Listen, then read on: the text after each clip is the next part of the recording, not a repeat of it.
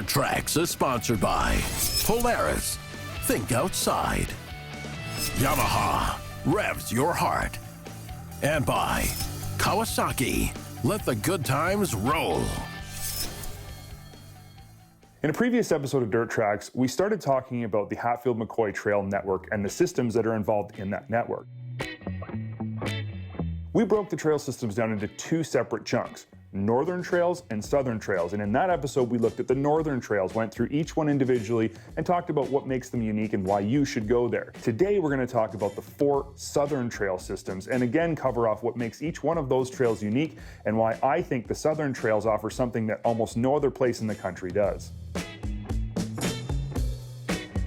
The 4 southern trails in the Hatfield McCoy network are Pinnacle Creek, Warrior, Indian Ridge, and Pocahontas. And the thing that makes these 4 trails unique, even within the network of Hatfield McCoy, is that each one of them is connected together. So you can literally ride the entire way across all 4 systems, covering almost 400 miles of trail.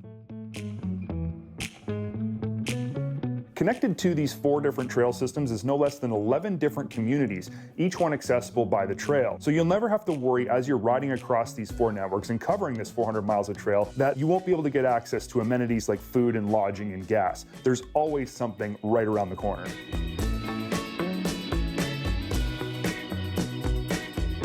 The first trail we're going to look at today is Pinnacle Creek, and I've ridden Pinnacle Creek twice. The first time was quite a few years ago with my brother AJ, and the second time was much more recently with TRAX TV's marketing director, Vern Putzer. Both times we had the best time, and both times we managed to do some things that weren't ATVing, but were just as interesting to do in the area and things that you can really only do in the area of Pinnacle Creek. There are 4 towns or cities connected to Pinnacle Creek: Kimball, Mullins, Pineville, and Welch. So it's one of the best service trail systems in the network. Of all the systems in the Hatfield McCoy network, Pinnacle Creek has the most easy or more difficult trails. So it's one of the most family-friendly trail systems as well.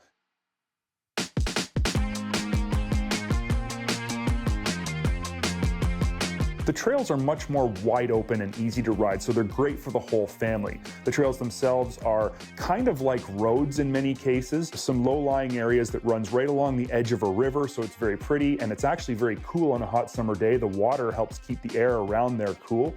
There's some excellent vistas you can see and look way across the countryside, so it's a great system to take your whole family if you're looking for a more mellow day on the trail, something that won't intimidate anybody, but is still a ton of fun. A couple of the extracurricular activities that I've done while riding the Pinnacle Creek system are A, whitewater rafting, which is super awesome on the New River and is an easy drive from the riding areas of Pinnacle Creek trails. And the other one is riding motorcycles. Hatfield McCoy actually has their own map for motorcycle riders called the Devil's Den to show you some of the best roads that you will never forget.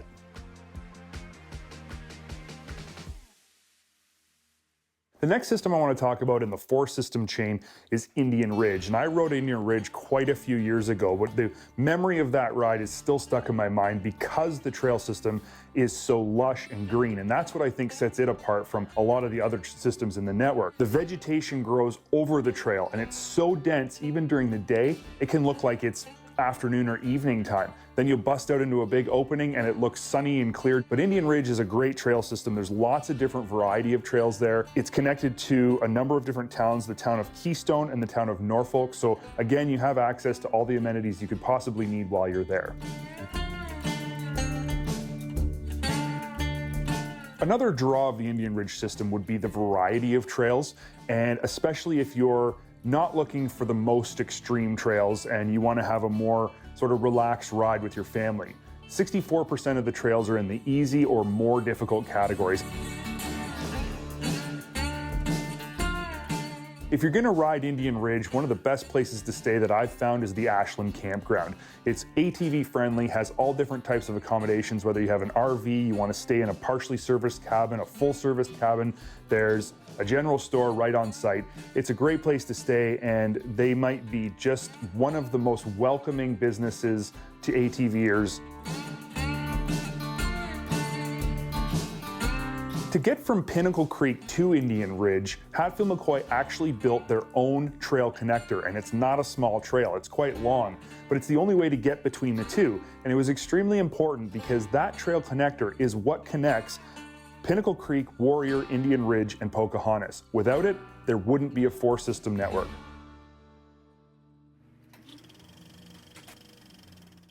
Dirt Tracks is sponsored by Princess Auto. Make it work. The next trail I want to talk about is Pocahontas, and it is the most easterly trail in the Hatfield McCoy network. It's also the second most southerly trail in the network. Pocahontas is connected to the towns of Bramwell, and I got to get this right, Madawaska, Montcalm. Probably didn't get that right, but we'll try anyway. And those two towns service the entire trail system and have all the amenities you could need to have a great trip. But one of the things about Pocahontas to keep in mind is that if you want to ride across all four of these systems, it's the place to start because it is on the most easterly side.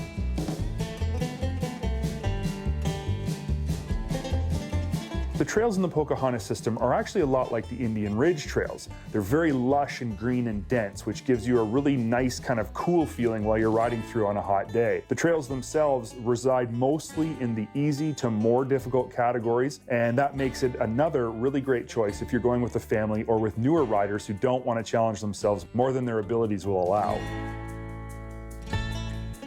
When you're staying at Pocahontas, even if you don't stay in Bramwell, you have to go visit Bramwell because it is a very unique piece of West Virginia history. At one time, more millionaires lived in Bramwell than any other place in the entire US of A. Many of their mansions still reside there, so you can go and walk around the streets and look at massive mansions. It's really an interesting thing to do while you're in the town of Bramwell. The last and final trail system I want to talk about in the Hatfield McCoy network is one that I haven't ridden. Of all of them, this is the only one I haven't sampled. This season we were supposed to go ride it, but because of COVID, we can't cross the border. So unfortunately, we're gonna have to save that adventure for another day. What I will give you is a little bit of a rundown of what I've been told by the people who run Hatfield McCoy and what I've read myself and watched from people who've been there.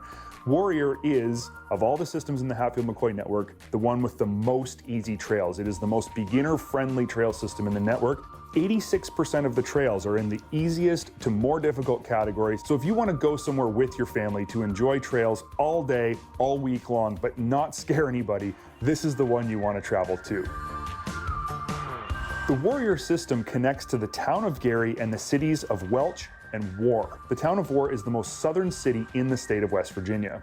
To go along with the large amount of easy to more difficult trails is the fact that Warrior is connected to two cities. Though we haven't yet ridden the Warrior Trail system, we absolutely intend to as soon as possible. So stay tuned to Dirt Tracks next season to cover our entire experience with this new network. Before we wrap up this overview of Hatfield McCoy Trails, I do want to mention a couple very important topics about the future of Hatfield McCoy and some big things that are coming for trail riders like us.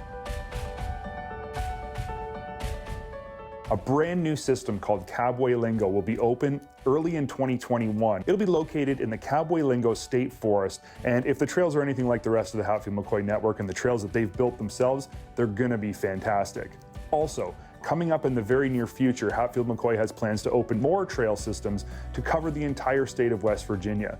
These will all likely be interconnected to different trail systems that already exist, but each one of them will have its own unique cities, towns, and attractions connected to each of them.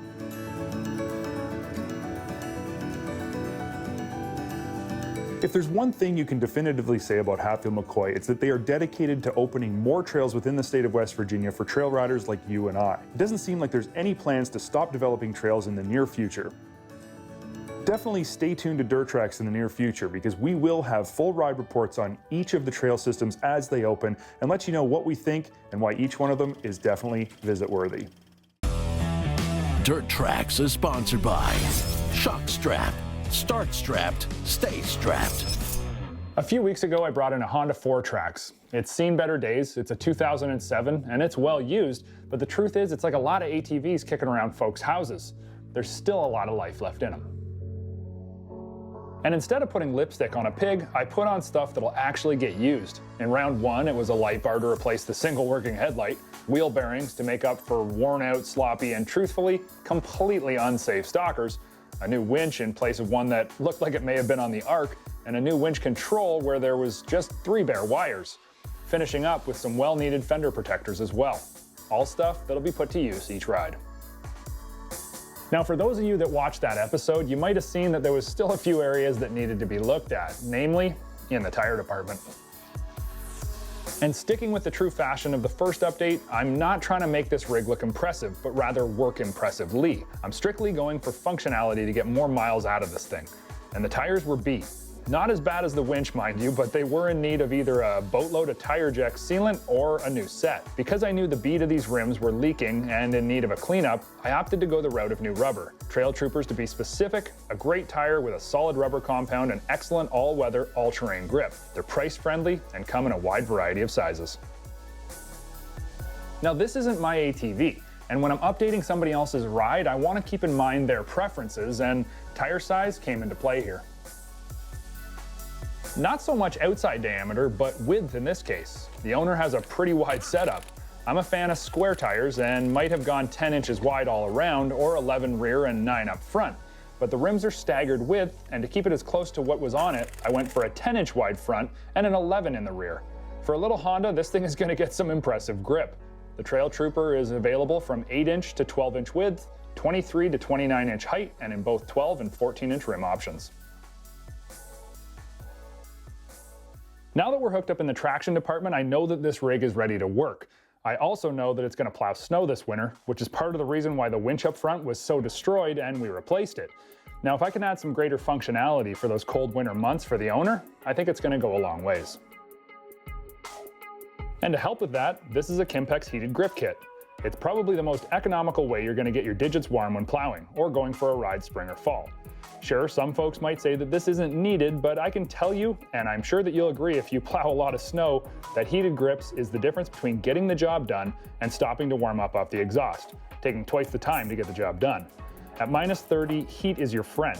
This Kimpex kit is super easy to install, it's simple, comes with a selectable 5-level heat button, and wires in with ease. I know this will come in handy and make plowing a more enjoyable job. And to be honest, after riding a buddy's ATV with hot grips just a few weeks ago in the cold and rain, I didn't mind it at all. Now, my last part is a little bit less of a functional requirement like all the rest of the stuff has been, but it will help get work done.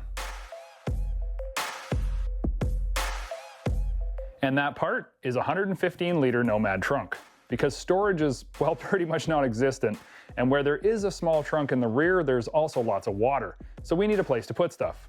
Whether it's camo and ammo for the hunting season or a tow strap and work gloves and bar oil for clearing brush or cutting firewood, the Nomad gives you a lot of options. A built-in rear gas can notch gives you a little extra to get home or gas to carry for the saw, and the fact that it's water and dust tight means that you can ride in the rain or hit that mud hole with speed and still keep your important stuff dry. The Nomad's made strong and completely universal for mounting, so it's gonna fit. It's one of those additions that just gives you a spot to put stuff that's safe and dry, and there's few times that I'm not looking for more of that.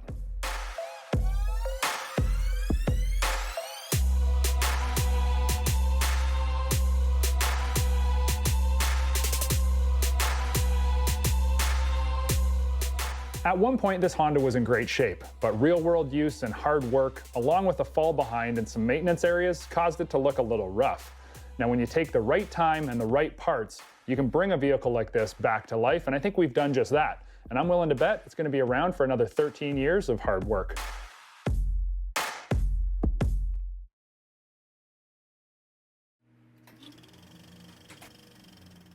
Closed captioning of Dirt Tracks is sponsored by MBRP Performance Exhaust. Race inspired, trail proven.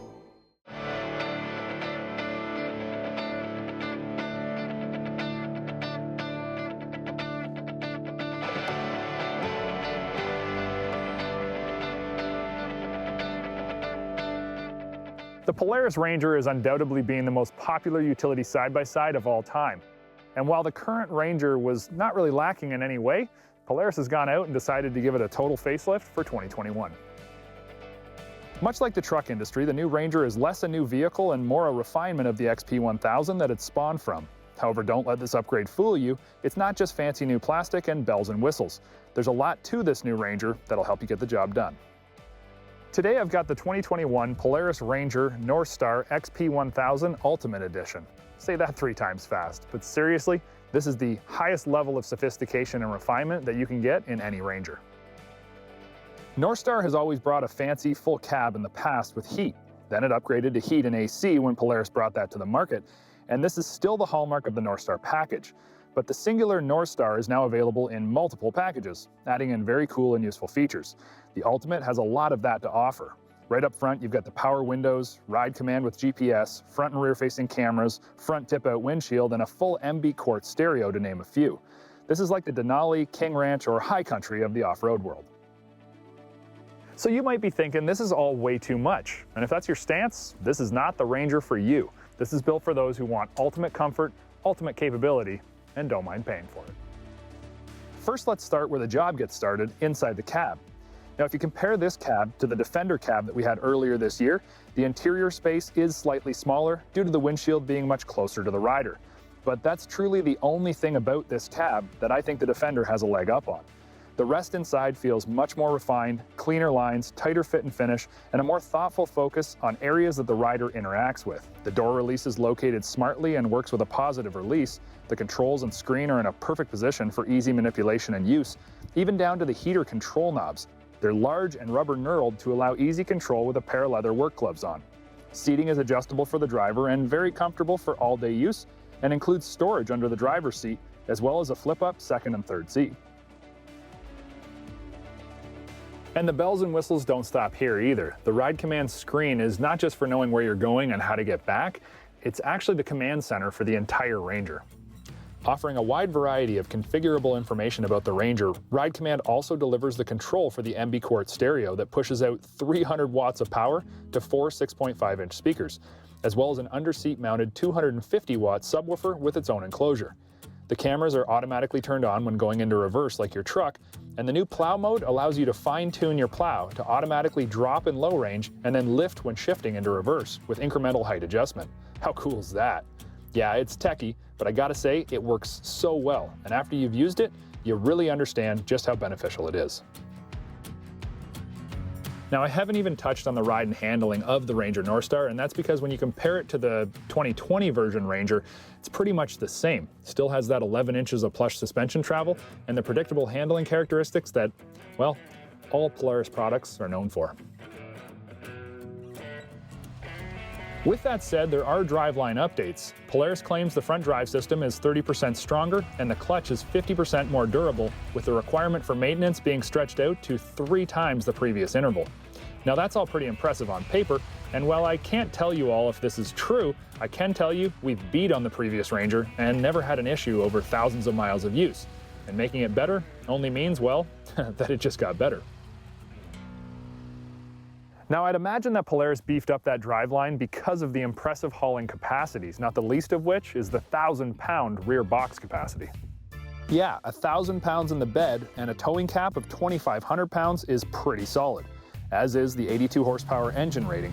In comparison, these tow capacities and engine horsepower are matched by the comparable four-wheeled Can-Am Defender, so everyone is now playing on a pretty level field in this department. The Ranger's reputation, it's rock solid, and this latest version of the Ranger I feel is taking the utility or rec utility category to a whole new level of refinement. From the incredibly bright LED headlights to the 29-inch Maxxis tires and 4,500-pound winch to the predictable and stable EPS steering and drivability, the selectable throttle work modes, and the unmatched list of standard features in the industry, Polaris has done their homework and produced what I believe to be the best utility side-by-side on the market. Now, is it for everyone? No. Does every truck owner drive a King Ranch? No. This NorthStar Ultimate is for a specific buyer. Yeah, it's expensive, but not more so than its direct competition, and it's in line with what folks are asking for in this high-end market. And truthfully, I have nothing bad to say about this Ranger. I tried. I looked for areas that it fell short. It just didn't. I mean, heck, they even put a battery charging port inside of the cab so you can maintain your battery. For 2021, the NorthStar has gone over and above, and it's exceeded all of our expectations.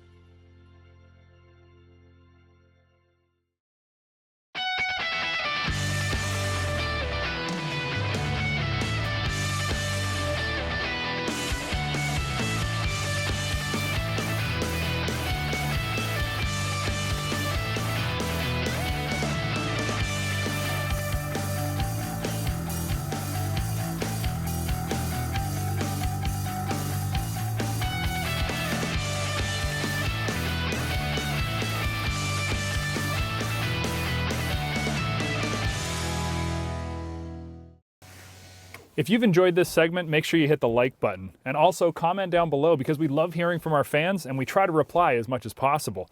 And also, make sure you subscribe because here at Dirt Trax, we've always got cool stuff coming your way.